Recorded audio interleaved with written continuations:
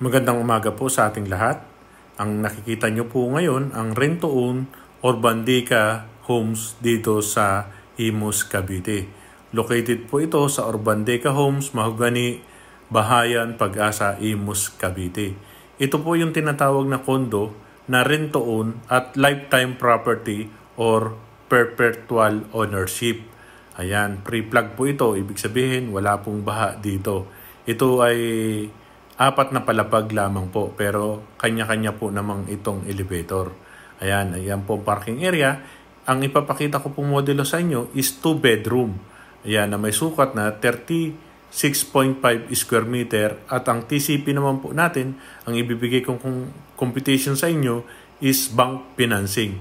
Ang TCP po natin is 2.5, 25,000. Ang reservation po natin is 20,000 at ang monthly amortization po natin sa bank financing is 17,359 at ang discount po natin, may discount po tayo ngayon na 164, kaya matitira na lang po sa down payment natin ay 68,350. Ayan. Payable pa po ng 3 months yan ha. 22,783 na lang po ang babayaran nyo. Ayan po.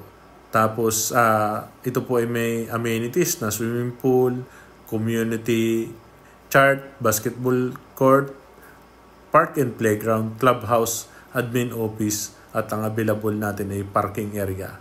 Ayan, parking space po. Marami po tayo dito.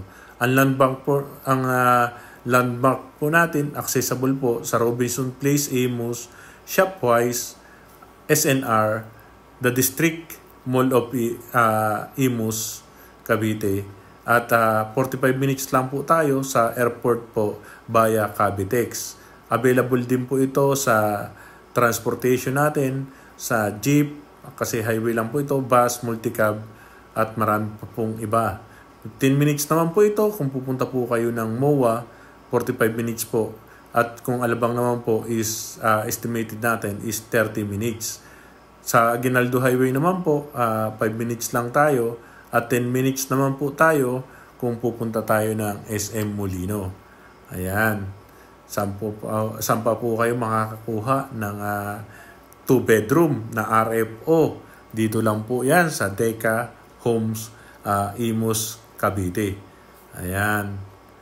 Wala pong baha dito ha. Kung nakikita nyo po, ayan po yung 2 bedroom natin at yan po yung pinaka-dress up unit. Sa huli po ng video natin, ipapakita ko rin sa inyo, ayan na po yung actual turnover natin. Malalaki naman po yung mga room natin at